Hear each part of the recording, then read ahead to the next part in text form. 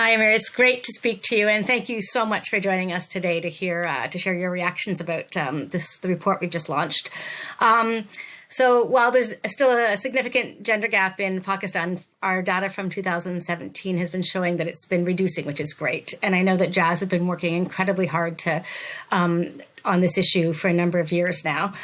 So I was wondering if you could just tell us a little bit about why is it such an important issue for Jazz to focus on, and a little bit more maybe about what you've been doing. Thank you, first of all, Claire, for reaching out to me. This is a subject that I am deeply passionate about, not only because I think it makes a good sense as a human being, but also it's good for the business, and eventually it's really good for an emerging and a developing country. Unfortunately, we operate in an environment where many people think that a woman's role is only in the household or as a mother to a family. We actually deprive them of the opportunity of playing a huge contributory role in the economy. So, and we all know that smartphones have a huge impact when it comes to basically providing that level playing field to all individuals, whether they are urban, suburban, more educated or less, male and female. So this is a great equalizer. Internet and digital inclusion is a great equalizer. So for somebody like myself, it's not only the right thing to do as a human being, but also for our business and for our country. So, and that perhaps reflects the reason why we are so passionate about it. As a matter of fact, when I talk about CSR or, like what is the soul of our organization, I very frequently say it is to help improve the lives and livelihoods of women through technology. That's the reason why we exist. So whatever we do over here is a commitment to further that cause. That's great. It's great to hear that's such a great commitment. So I don't know if you want to share anything a little bit about what you're specifically doing to reach women. That would be, I'm sure this audience would love to hear that. Sure, and I think the first thing is to really identify a problem and then eventually make a commitment, which is public and which is visible. So you expose yourself to falling and failing if you don't hit that number. So a few years ago, we made a commitment that we will have at least 30% female mobile phone users in our network by a certain time period. I think it was the end of 2025. And we started 2018 where only 11% of our customers were women. So that was a visible and a public commitment. And I think I also made it at a GSMA event, if I remember correctly, in Barcelona 2 years ago. So that put more pressure on me. And then when I'm under pressure, I put pressure on my team to make sure that they are actually helping me deliver what I have made as a commitment. So since then, what we have tried to do is we have now a dedicated senior executive at diversity and inclusion, not only from an organizational perspective, because diversity within organizations is mostly around, do you have enough female leaders? Do you have enough female-friendly policies or gender-friendly policies? But in this particular case, we actually broke it down to a product level. So we had to actually now make sure that when we're designing products, when we're designing tariffs, when we're designing installment plans for our handsets, we think about that particular commitment that we have made. So with regards to this, I think we have made the affordability aspect, which has been, in addition to cultural aspects that deprive women of the equal opportunity, financial affordability is also a key thing. So at least that's one thing where we could have stepped up and made sure that we can get rid of that particular barrier. We introduced a low priced handset, which is a iOS-based handset, but it equips people with WhatsApp, YouTube. So it's a very affordable installment-based plan that we started offering to women. We have lower tariffs. Introductory barrier has almost been reduced altogether when it comes to making sure that women are not deprived of owning a SIM only because of the entry barrier, although in Pakistan, the entry barriers are already very low. But it was more symbolic and commitment that, we will go out of our way to make sure that at least affordability is not an issue. And then I think what we're also doing quite frequently is publicly making and reinforcing that commitment, not only within our own channels in the telecom world, but also in any business forum where I get the opportunity to speak. I highlight that in Pakistan, broadband and internet is a great equalizer.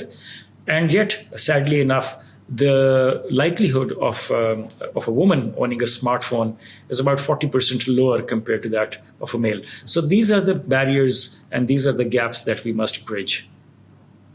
Thanks. It's great to hear your commitment that you're championing it so much and tackling key barriers. I mean, we just in our report that we've just launched. Our survey showed that even among women who are phone to phone and who are aware of mobile internet, they report lack of literacy, lack of family approval, and perceived relevance as sort of key barriers for why they're not using it in Pakistan.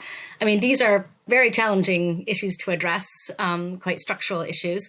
And I know that, these are also issues I think you're also looking at. What are your main learnings from some of the work that you've been doing to tackle also some of these barriers, both affordability, the what you mentioned, but also some of the other ones? So certainly, I mean, typically one thinks about affordability, and through our dialogues with various players in the community, in the society, NGOs, we realize that it is not only about affordability, because in a household, perhaps a medium to a low income household, maybe a teenage boy is more likely to have a smartphone than a teenage girl. So the affordability thing should have applied to both of them equally, but it doesn't. So there are still cultural norms that perhaps limit parents to be a little bit more egalitarian in their approach towards providing communication tools and internet to their children. So we had to not only reach out to the women, but also to the households. And we are currently now engaged with a rural development program where we actually realize that we have to actually go and start communicating to the families, to the mothers, as well as to the fathers by a physical outreach program where we start talking about the benefits of broadband, some of the perhaps horror stories that they have either heard or created in their own heads, and try to diffuse that. So it's not only through advertising that we can actually lower their barriers, their mental barriers. Sometimes you just have to be there in a village or in a community. You invite 50 or 100 people. It's a community and a outreach program. We have our own brand ambassadors, both men and women, who go and talk about what are the benefits of, and that we have a very big play in mobile money also. So we actually also try to talk to them about financial inclusion and the ability to be able to transact and to send and receive money through the mobile phone. So just trying to get them educated, I think, is the first step before even the affordability barrier. We sometimes automatically assume that everybody knows what internet is. People should know that internet is safe. But I think in some of the far-flung areas within our own country, and Pakistan is still more than 50% suburban, we actually have to do some traditional marketing by going to the customers, and we can't just rely on a billboard or a television advertisement. That just does not cut it. That's very interesting, and I feel like I could talk to you for much longer about all the great work you're doing and the insights that you've been gathering. But unfortunately, our time is sort of rapidly running up. So I think maybe it'd be great to get a final comment from you. Our report shows that we just need to do more to accelerate digital inclusion for women. There's a big challenge ahead of us still. So based on your experience, what would you say is the single most impactful action we can take to address the mobile gender gap? I think it is, if you ask me, it is high-level commitment, right? So a lot of good things happen when the tone at the top is set. We've heard this thing many a times.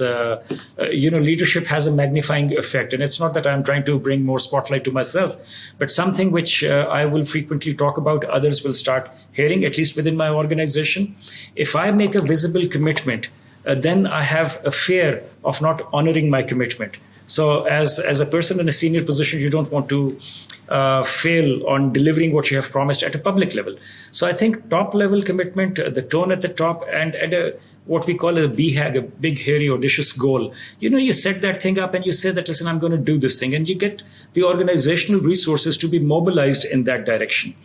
This, along with advocacy, because all of us are leaders, I can't overemphasize the importance of talking about it, right? And of course, talk in itself is not going to be enough, but it starts creating the awareness, it starts creating the imbalance that we are dealing with. It also helps us focus on how big the gap is. And once you have identified all those things, along with the importance of why you're doing it, then the rest of the organization starts stepping in with the product development, with the affordability programs, with the outreach programs, all of those things. There are going to be a huge number of small subcomponents that the organization has to do. I don't sit in those debates and those discussions. I just say that I need to have 30% by this thing. I need to have 50% financial inclusion in the next 5 years. Those are the commitments that I make, and then the rest of the organization supports. I, as a leader, just have to go back at periodic intervention times and say, listen, where are we on this thing? Where are we on our 30% commitment? Why are we not on track? Why are we falling behind? What more do you need from me? Do you need funds? Do you need marketing budget? Do you need free handsets? Do you need more marketing support? So I would go back to the role of leadership in making sure that the organization not only does it because I'm the CEO, but they also understand the importance of it. So that's the first part in creating that coalition of change managers. Great. That's fantastic. It's a great piece of advice. And I hope that everybody's listening hears that. And then we have more commitments. We definitely need more commitments in this space. So thank you so much for your time and sharing your words and your learnings and your words of wisdom. And thank you so much. Thank you. Glad to be here.